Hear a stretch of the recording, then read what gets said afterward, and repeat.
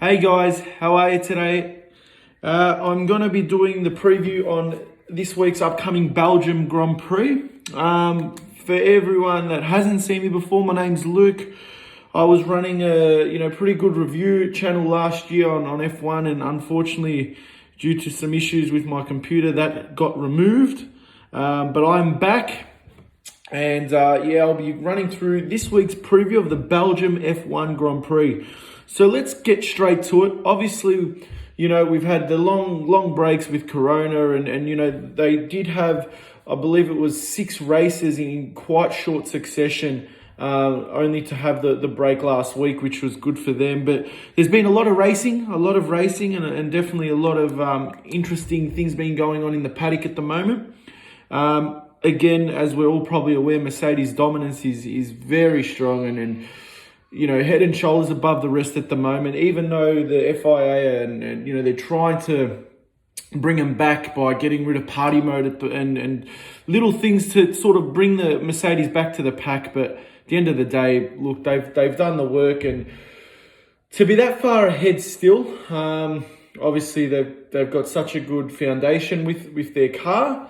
But I think it also says a lot about the drivers. Guys, the drivers such as Bottas and Hamilton have clearly been putting in, tremendous input in terms of how the car needs to be working and the setup and everything. Because for what they've done over the last, 6-7 years now, has been tremendous. And again, this year's no doubt. But just quickly on that, I feel like a lot of credit also needs to go back to the Schumacher era with Rosberg there, because they kind of set that up. Schumacher and Rosberg set that up. And then obviously Schumacher would have had a lot of input into the hybrid era.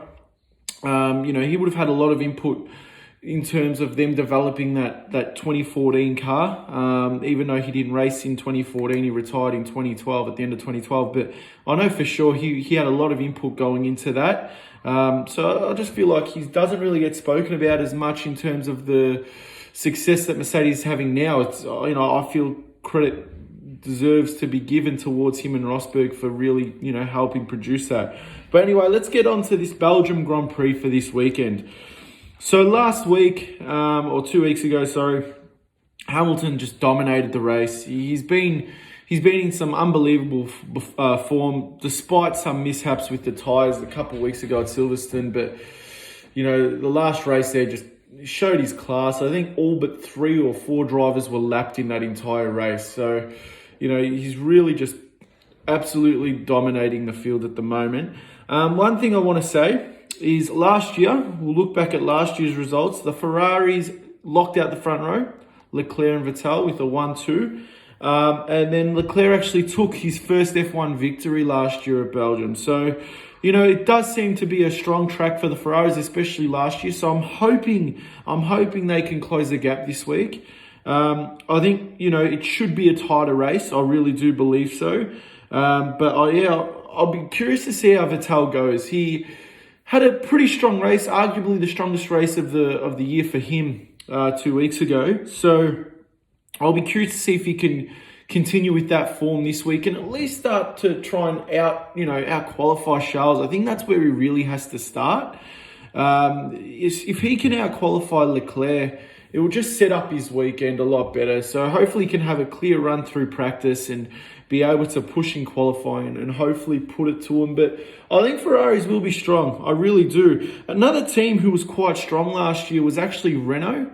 Renault, I believe, started 6th and 7th last year with Danny Rick and Hulkenberg. Again, I kind of feel Renault showed some really good pacing in qualifying the last few races. So I'm hoping they can really, again, close that midfield gap and be pushing teams like Racing Point and even Red Bull just a little bit more to try and snag maybe even a podium. So hopefully Renault can come and have a strong weekend. On Renault, Esteban Ocon, he's really not doing much, from my opinion.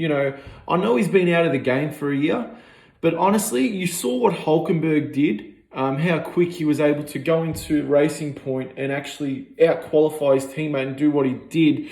So Esteban Ocon, man, he's really not doing much for me at the moment. I do feel Renault Probably second guessing, their decision on signing Ocon and getting rid of Hulkenberg, because I definitely feel that the Hulk would have definitely, had some stronger results for him.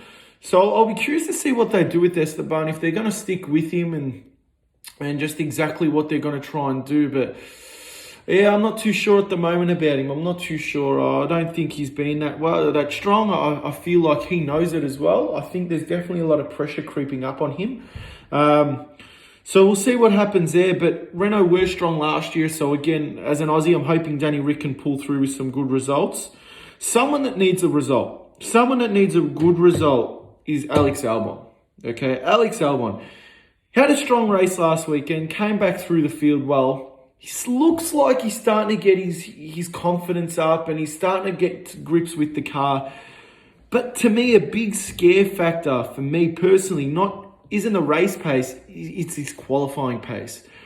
The fact that he's getting out qualified by Max Verstappen, that's fine. That doesn't bother me that you're getting out qualified by him. I think anyone that's partnering him will get out qualified by him.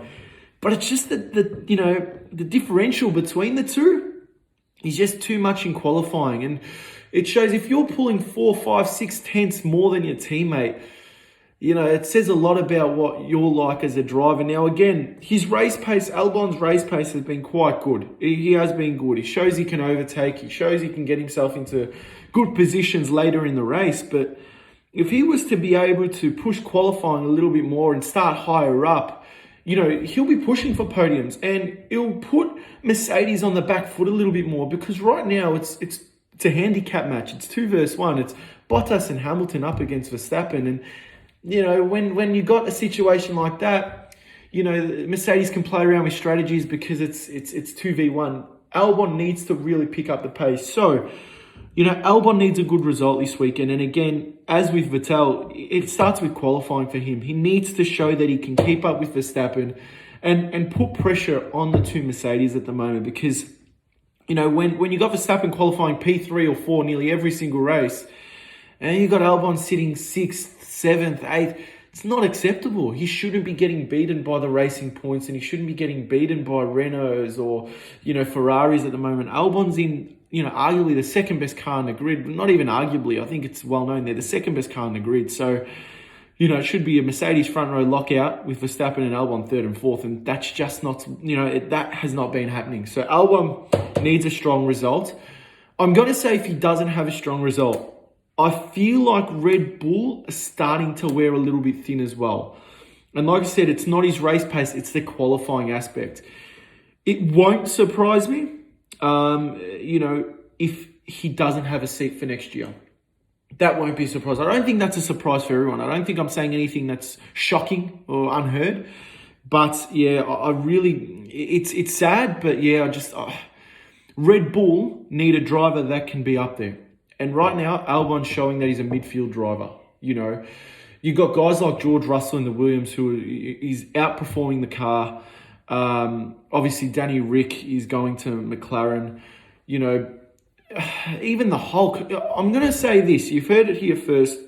I won't be surprised if Red Bull get the Hulk for a 1 or 2 year deal. I feel like they know he can adapt pretty quickly. I also think that they know he'll be able to compete with Max, or at least be up there. And he'll bring a good input to the car with that experience that he brings. So it wouldn't surprise me to see the Hulk go to Red Bull. It wouldn't surprise me. I think the realistic options for him, though, is an AlphaTauri or, a Haas. But it wouldn't surprise me to see Hulkenberg get a contract for Red Bull for 1 or 2 years, just to, just until they can really close the gap with their car. Because I know he'll pull the points for them, because Red Bull need to be aiming for second in the Constructors. For the next 2 years, that's what they need. Let's be realistic. I don't think they're going to win it next year either. But to have 2 drivers that are going to be on a consistent playing field and constantly getting those top, maybe 3rd and 4th positions with the occasional win, I wouldn't surprise me to see the Hulk go there. So I think that's on the cards, and that's why I think the pressure is on Albon to perform, like I said, especially in qualifying. Let's keep going though. The track has been a track that Kimi Räikkönen has loved. I'm a massive Kimi fan. You know, leave the bloke alone. He knows what he's doing. Massive fan of his. He's a king of Spa. I feel like, again, it is a track he loves. He's starting to, I don't want to say show his age, but I'm going to say he's starting to show maybe a lack of interest. I'll say interest as the word. I just feel that his confidence is probably down. He just, honestly, in Kimi's fashion, I'll probably say it how he probably even thinks it, which is, I just don't think he gives a shit anymore. I think Kimi's just rolling around at the moment. You know, he's at the back end of the field. I don't think he wants to be at the back end of the field. You know, Alpha had a lot of potential. They finished strong last year. Giovinazzi seems to be honestly outperforming Kimi this year. He's been outperforming him a lot of the time, especially in qualifying. And I think even the last race, the only reason why Giovinazzi qualified last was because he had floor damage. So, you know, I'm hoping Kimi can, you know, get back into it and hopefully just pull some points for Alfa Romeo. But it is a track Kimi loves, so I'm hoping we can see the Iceman come of age and really just, you know, battle strongly in the midfield and hopefully snag a point or two. One thing I want to say as well is I've heard some, you know, talk from Dr. Helmut Marko that he's really not happy with Daniel Kvyat at the moment. They feel like he's not performing. And look, Kvyat, I feel like he's actually been doing not too bad. He had a pretty strong season last year. Gasly has just been unbelievable though as well.